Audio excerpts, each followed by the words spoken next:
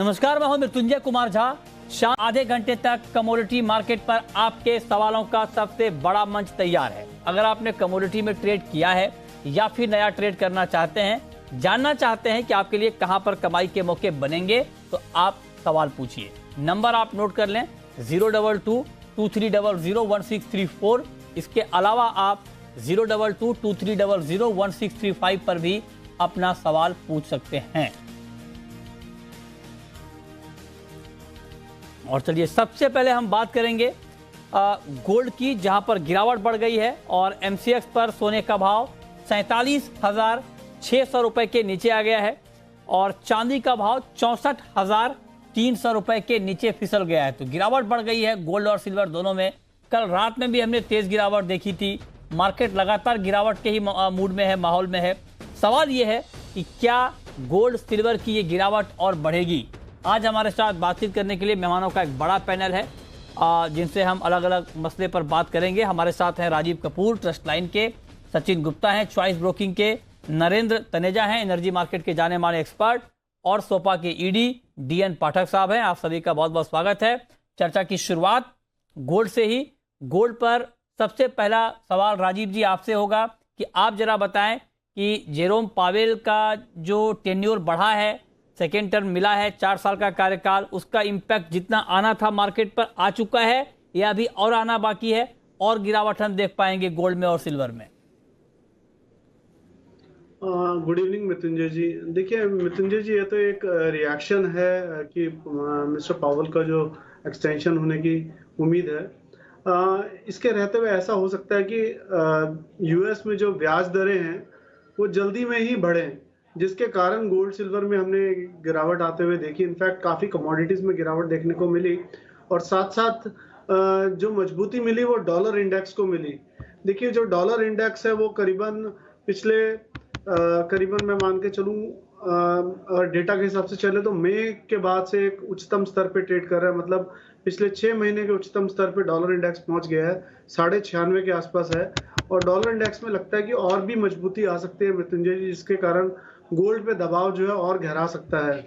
हालांकि गोल्ड ने अभी तक एक इम्पॉर्टेंट सपोर्ट था $1800 का, उसको तोड़ा है और उसके नीचे देखिए 1700 फिर 70 का एक सपोर्ट आता है, तो बाजार लगता है कि 1770 तक और नीचे में फिसल सकता है। तो मुझे लगता है कि गोल्ड में भी गिरावट और बढ़ सकती है। और इंडियन मार्केट में अगर मृत्युंजय जी मैं बात करूं सपोर्ट की और रेजिस्टेंस की, तो 47,500 एक अभी तक का एक इम्पॉर्टेंट सपोर्ट लेवल है, जिसे बाजार ने ब्रेक नहीं किया है पिछले कुछ महीनों में।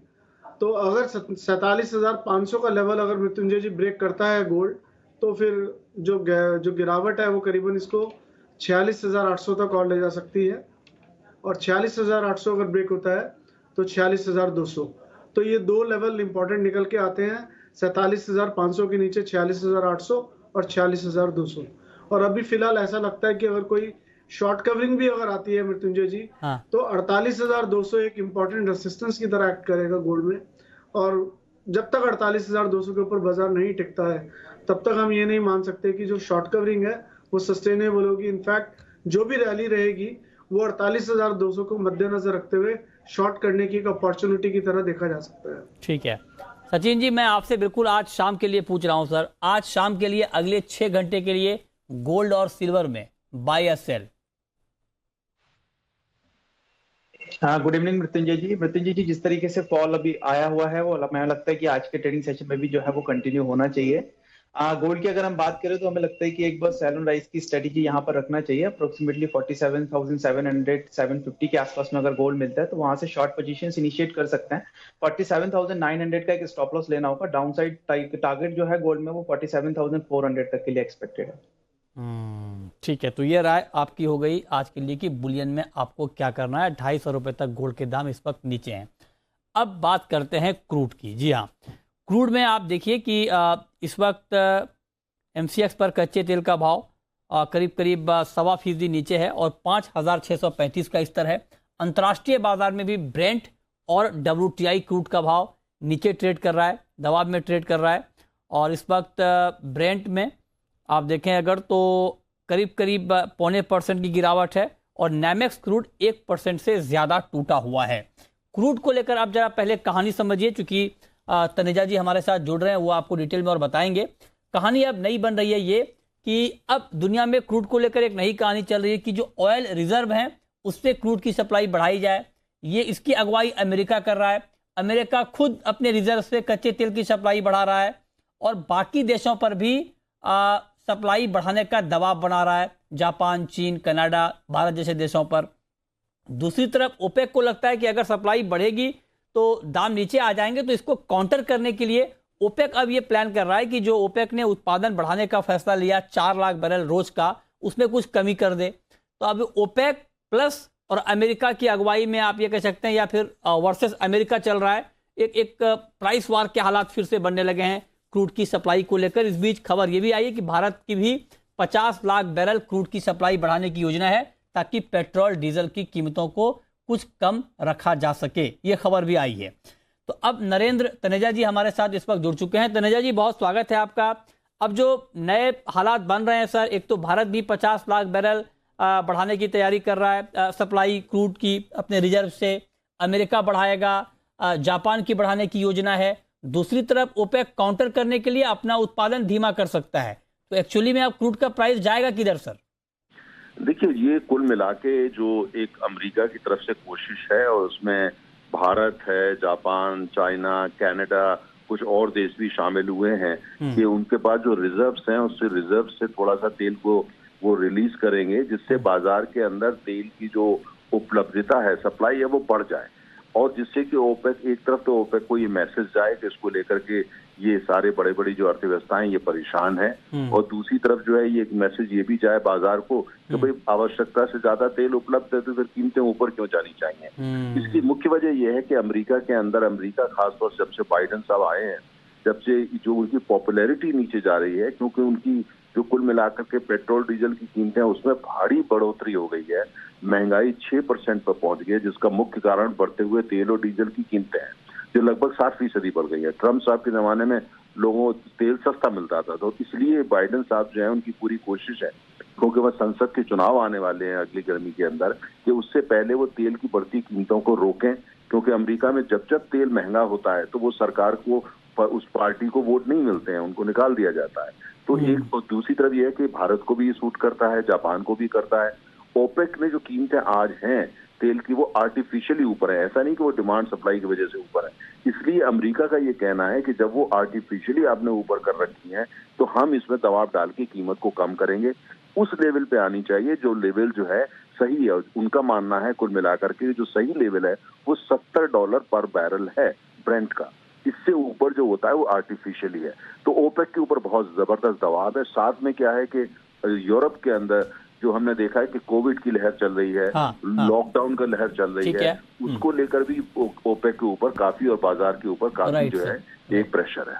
अच्छा सर, आपने बहुत डिटेल में बताया, तो एक सवाल सर मैं आपसे ये पूछना चाह रहा हूं कि जो अभी हालात हैं, एक तरफ ओपेक चाहता है कि सप्लाई ना बढ़े, दूसरी तरफ अमेरिका चाहता है कि सप्लाई बढ़े, तीसरी महत्वपूर्ण बात जो आपने भी जिक्र किया कि यूरोप में कोरोना के मामले बढ़ रहे हैं, तो एक तरफ डिमांड घटने की उधर आशंका बढ़ रही है।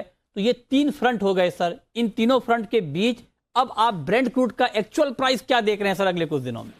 देखिए, ब्रेंट आज की तारीख में भी अगर आप डिमांड सप्लाई फंडामेंटल से चले और आर्टिफिशियली जो, तो ब्रेंट जो है वो $70 और $72 से ऊपर होना ही नहीं चाहिए। अच्छा, बिल्कुल $70 से ऊपर बनने की कोई वजह नहीं, क्योंकि डिमांड में ऐसी क्या बढ़ोतरी आई। Right sir. और दूसरे मार्केट सेंटिमेंट्स वो हैं। अच्छा, ये अमेरिका का कोशिश है, अगर अपने रिजर्व से भारत जैसे कर रहा है, भारत 55 लाख बैरल रिलीज करेगा। भारत की दैनिक खपत 55 लाख बैरल की है, 5.5 मिलियन बैरल। तो भारत रोज खपत है भारत में। अच्छा, तो कोई फर्क नहीं पड़ेगा सर? मतलब अब भारत जो सप्लाई बढ़ा रहा है, क्या उससे हम उम्मीद करें कुछ दाम कम होने की, मतलब पेट्रोल डीजल की? मेरा ये मानना है कि पूरी अमेरिका की तरफ से जो कोशिश है, जिसमें भारत भी शामिल है, उससे ओपेक को दबाव पड़ेगा और आने वाले दिनों के अंदर इससे तेल की कीमत नीचे की दिशा में जा सकती है। और अगर ऐसा होता है तो आम उपभोक्ता के लिए भी अच्छी बात है और अमेरिकी उपभोक्ता के लिए तो अच्छी बात है ये। ओके, ये बहुत महत्वपूर्ण बात आपने कही है। बहुत शुक्रिया नरेंद्र तनेजा जी आपका हमारे साथ जुड़ने के लिए और बताने के लिए कि ये पूरी जो कवायद ग्लोबली चल रही है क्रूड मार्केट को लेकर, अमेरिका की तरफ से, ओपेक की तरफ से, उसका क्या इंपैक्ट प्राइस के ऊपर आना है। तो आप कह रहे हैं कुल मिलाकर $70 से $72 का रेंज क्रूड का फेयर रेंज है फंडामेंटल को देखते हुए। चलिए आगे बढ़ते हैं। अब हम बात करते हैं एक और महत्वपूर्ण खबर की। खबर सोयाबीन को लेकर है। सोयाबीन में बहुत बड़ी तेजी आ गई है पिछले कुछ दिनों में। आज भी आप देखिए, जब मार्केट ओपन हुआ तो शुरुआती दौर में ही क्रूड के दाम 5% से ज्यादा बढ़ गए थे, 5% से ज्यादा। हालांकि कारोबार के आखिर में ये तेजी कम हुई और फाइनली मार्केट करीब करीब 2.5% की तेजी के आसपास बंद हुआ। लेकिन कुल मिलाकर तेजी का माहौल है। 6,600 का प्राइस है, वो भी उस वक्त जब मार्केट में सोयाबीन की अराइवल हो रही है, नए सोयाबीन की आवक हो रही है, और तब आप देखिए कि प्राइस जो है वो एमएसपी के मुकाबले बहुत ऊपर है। तो राजीव जी, आप तो ये बताएं कि क्या ये तेजी जस्टिफाइड है, फंडामेंटल के मुताबिक है, आगे होगा क्या सोयाबीन?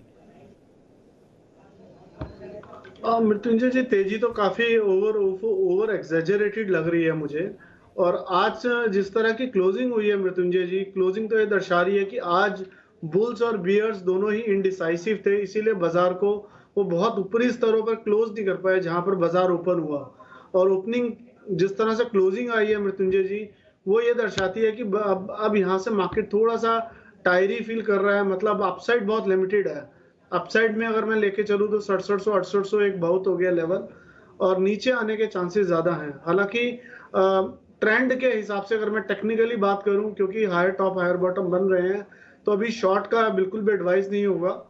बट 6400 के नीचे अगर बाजार मृत्युंजय जी सस्टेन किया कल के सत्र में, तो एक करेक्शन आ सकती है, और उस करेक्शन में 6150 तक बाजार नीचे में आ सकता है। ओके, आपका व्यू सचिन जी सोयाबीन के ऊपर?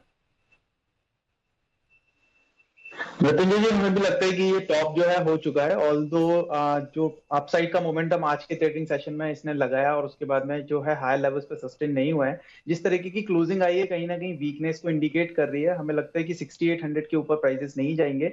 कोई भी अपॉर्चुनिटी मिलती है 6600 6550 के आसपास भी इवन प्राइस मिलते हैं, तो वहां से एक शॉर्ट पोजीशन इनिशिएट की जा सकती है for the target of 6100 and 6000 के लिए। राइट।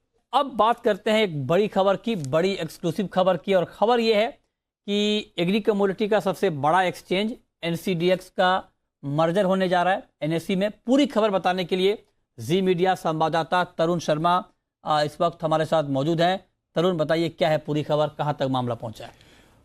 मामला आखिरी पड़ाव में है और कभी भी उस पर फैसला हो सकता है कि कल परसों इस हफ्ते में हम देख सकते हैं कि जो एनसीडीएक्स है उसका विलय एनएससी में हो जाएगा। ये एक पहला पड़ाव है, क्योंकि यहाँ पे उनको सेबी से एक मंजूरी मिलेगी, उसके बाद उनको एनसीएलटी जाना पड़ेगा, सीसीआई जाना पड़ेगा, एक प्रोसेस शुरू हो जाएगी। लेकिन जो पहला पड़ाव है वो रेगुलेटरी नोट इस हफ्ते मिल सकता है। इससे एक एग्री मार्केट को एक बड़ा बूस्ट मिलने जा रहा है, क्योंकि एनएससी का एक सपोर्ट एनसीडीएक्स को मिलेगा।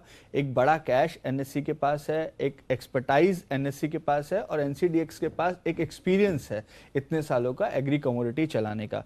तो वो एक फायदा होगा। और जैसे कि हमने पिछले हफ्ते बताया था कि एफपीआईज भी एग्री कमोडिटीज में आएंगे, तो एनएससी में ऑलरेडी इक्विटी साइड पे एफपीआई अपना ट्रेडिंग या निवेश करते ही हैं, अब वो एग्री कमोडिटीज में भी आ सकते हैं। तो एक बड़ा बूस्ट वहां पे देखने को मिल सकता है। तो और जो बड़े इन्वेस्टर हैं उनमें से भी कुछ लोग अपना हिस्सा बेच सकते हैं, जो काफी समय से बातें चल रही थी। इसके साथ साथ जो एनसीडीएक्स का प्लान था पहले आईपीओ लाने का, वो स्क्रैप हो जाएगा। और जो विलय की जो मंजूरी है, जैसे कि मुझे उम्मीद है, जो हमारे सोर्सेज हैं वो बता रहे हैं, या तो आज शाम तक या कल तक उनको जो एक्सचेंजेस को इस चीज के लिए कम्युनिकेट कर दिया जाएगा। ओके, तो कुल मिलाकर तरुण, मतलब आपने भी और शायद मैं भी जो है अपने कार्यकाल में हम लोगों ने 2 बड़े मर्जर हम देख लेंगे। एक तो एफएमसी और सेबी, 2 बड़े एफएमसी सेबी, और ये एनएससी एनसीडीएक्स, और एक छोटा मर्जर हमने और देखा, एनएमसी और आईसीएक्स। बढ़िया, चलिए, तो अच्छी खबर है। इस खबर पर हमारी नजर लगातार बनी रहेगी। सबसे पहले ये खबर हमने आपको दिखाई है, बताई है। इसको लेकर डेवलपमेंट बहुत जल्द होने वाला है, जो तरुण बता रहे हैं उस पर भी हमारी नजर बनी रहेगी। बहुत शुक्रिया तरुण आपका, बहुत शुक्रिया राजीव जी और सचिन जी आपका भी हमारे साथ जुड़ने के लिए।